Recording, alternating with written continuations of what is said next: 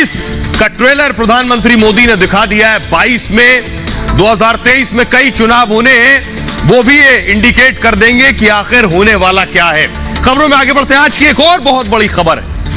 मोदी ने मैदान मारा तो एक किला योगी ने भी ढा दिया। आज आजम का आखिरी किला भी ध्वस्त हो गया है। आजम खान, योगी आदित्यनाथ ने प्रचार किया था रामपुर में। आजम खान ने खुद प्रचार किया था रामपुर में, और आपको बताऊं करारी हार हुई है रामपुर विधानसभा में। आजम खान की, उनका जो कैंडिडेट था वो हार गया। इससे बड़ी हार नहीं हो सकती। मैं क्यों कह रहा हूं?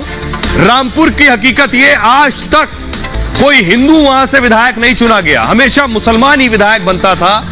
योगी ने न सिर्फ किला गिराया, किला ध्वस्त किया आजम खान का, बल्कि रामपुर से पहली बार 70 साल में पहली बार एक हिंदू विधायक बना है। देखिए रिपोर्ट।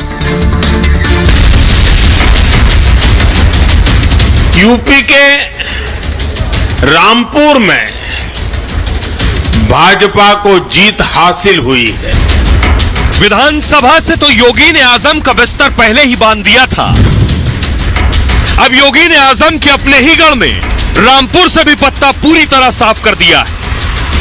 जिस सीट पर आजम खान सालों साल जीतते रहे, उसी सीट पर योगी ने आजम की जीत का झंडा और डंडा दोनों उखाड़ फेंका। यह सीट जीतने के लिए आजम ने कोई हथकंडा नहीं छोड़ा। रामपुर जीतने के लिए जमकर आंसू भी बहाए, लेकिन आजम के कुछ काम ना आया। जीना चाहूंगा ऐसी जिंदगी ना, हराम है खुदकुशी इसलिए जिंदा। बाबा योगी आदित्यनाथ ने जब रामपुर के मन से जीत के लिए दहाड़ा, तभी योगी ने साफ कर दिया था कि पहले ईमानदारी दिखाते तो माफी मांगने पर जनता रहम कर देती। अपने कारनामों को ये लोग दोषी ठहरा करके जनता के सामने माफी मांगते, हो सकता जनता जनार्दन उन पर रहम करती, लेकिन जनता भी जानती है ये सुधरने का नाम नहीं लेने वाले हैं। योगी के तंज पर रामपुर की जनता ने असली मोहर लगा दी और आजम को बता दिया, अपराधियों, फरेबियों और माफियाओं के लिए रामपुर में कोई जगह नहीं। हालांकि आजम को तो पहले ही लग गया था कि इस बार बाजी पलटने वाली है, इसलिए आजम पहले ही चुनाव में गड़बड़ी का आरोप लगाने लगे।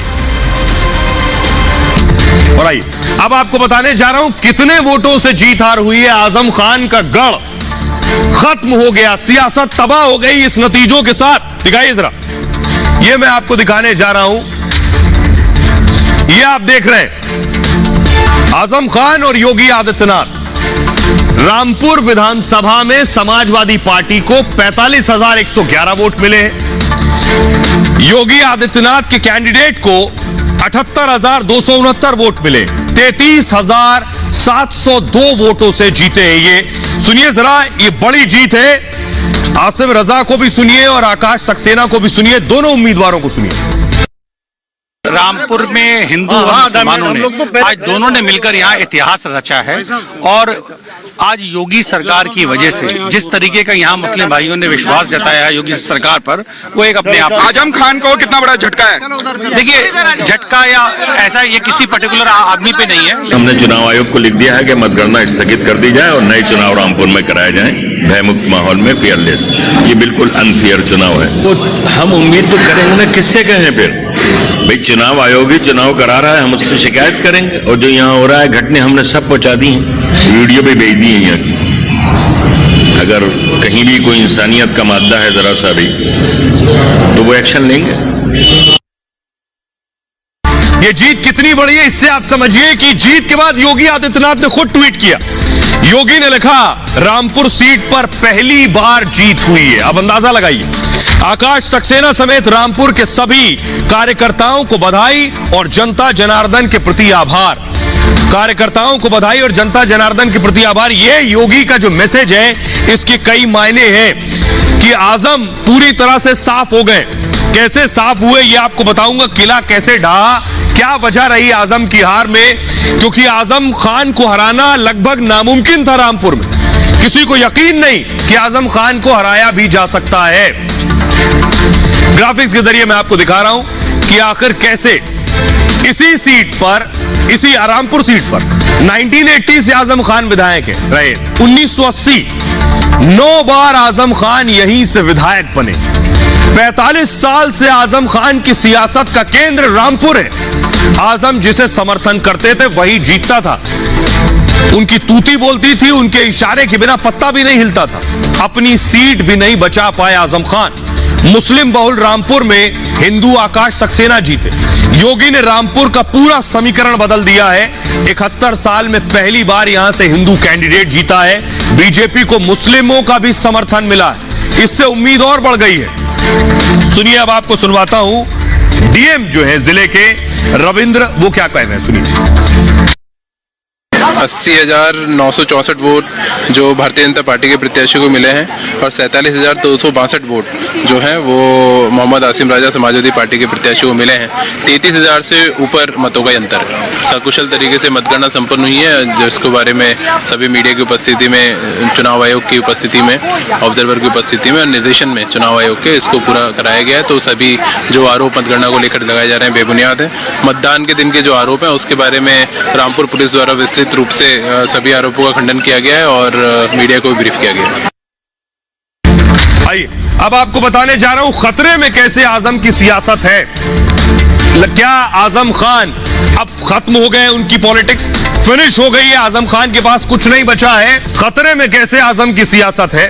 आजम का किला ढह चुका है इस वक्त और रामपुर लोकसभा हार चुके हैं। इससे पहले रामपुर विधानसभा भी अब हार गए हैं। पहले लोकसभा हारे थे। आजम सपा में आजम की पकड़ कमजोर हो गई है। आजम खान नेताजी के करीबी रहे। मुलायम सरकार में हमेशा वर्चस्व रहा है उनका। मुलायम के निधन के बाद खतरा बढ़ा और पार्टी में खुद को साबित करने का संकट उनके सामने था। आजम अखिलेश के रिश्तों पर भी सवाल उठे। आजम पर 89 मुकदमे दर्ज हैं। 27 महीने जेल में भी बिता चुके हैं। जमानत पर बाहर है आजम खान। सपा में किनारे लगाए जा चुके हैं। ये वजह है कि आजम खान के दिन अब फिर गए। आपको सीधे रामपुर लिए चलते हैं। रामपुर के लोग आजम खान की हार पर क्या कह रहे हैं, सुनिए। मोदी है और योगी है तो सब कुछ मुमकिन है। और आज जो रामपुर के अंदर इतिहास रचने का काम किया है, आप ये समझो कि ये इतिहास ऐसा नहीं, जुल्म हो रहा है रामपुर की जनता पे। बहुत बढ़िया तरीके से ये साल चल, क्योंकि उन्होंने वो नहीं जीते, हम लोग जीते हैं। और आज रामपुर में नए इतिहास की, नई युग की पहचान होगी और नया इतिहास रच दिया आकाश भैया जिंदाबाद। जो ये एक राम और रावण की लड़ाई थी और रावण का दहन हुआ है आज, इसी रूप में हम देखते हैं और श्री रामचंद्र जी की जय हुई है। बहुत खुशी का माहौल है। आज तो ऐसा लग रहा है जैसे रामपुर में होली दिवाली एक संग आ गई है। रामपुर पहले जैसे उद्योग नगरी कहलाता था और सारी जो फैक्ट्रियां थी आजम खान के राज में, सारी फैक्ट्रियां एक एक करके सब बंद कर दी गई। लोगों के पास रोजगार नहीं था, लोगों को बाहर जाना पड़ रहा था पढ़ाई के लिए भी और रोजगार के लिए भी। अब पूरी उम्मीद है, उम्मीद नहीं विश्वास है पूरा, कि अब ये रामपुर फिर से उद्योग नगरी के नाम से जाना जाए। अब योगी जी ने आजम खान के गढ़ में जीत हासिल की है तो योगी जी में कोई बात तो होगी। उन्होंने इतना विकास किया है और उन्होंने देखा, वहाँ जहाँ वो बैठे हैं वहाँ से बैठ के वो देख रहे हैं कि रामपुर में जो विकास हो रहा था वो सब डल हो गया।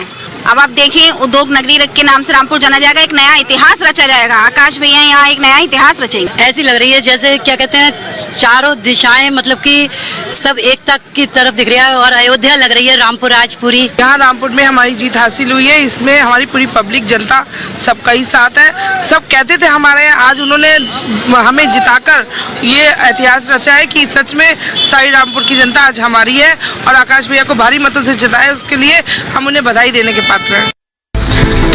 आइए तो अब आपको बताते हैं कि आजम खान आखिर हारे क्यों, उनकी शिकस्त की वजह क्या है। क्योंकि पहले से कहा जा रहा था, योगी आदित्यनाथ ने ठान लिया जितने किले सब ढा दूंगा, चाहे वो आजमगढ़ हो या फिर रामपुरी क्यों ना हो। मुस्लिम समर्थन से आजम हमेशा जीतते रहे। रामपुर में करीब 80,000 मुस्लिम वोटर हैं। मुस्लिम ही आजम के खिलाफ उतर गए। मुसलमान आजम खान से नाराज हैं। आजम ने मुस्लिमों की जमीनें कब्जाई, आरोप लगाया गया। आजम के करीबी बीजेपी में शामिल हो गए। फसाद खान एसपी छोड़कर बीजेपी में चले गए। आजम के मीडिया प्रभारी भी रहे फसाद, और फसाद अपने तमाम कार्यकर्ता साथ लेकर गए। फसाद ने आकाश के लिए रोड शो किया, यानी बीजेपी के कैंडिडेट के लिए। मुस्लिम विरोध आजम की शिकस्त का कारण बना। यह वजह है आजम की हार की वजह। और एक और राज्य हिमाचल।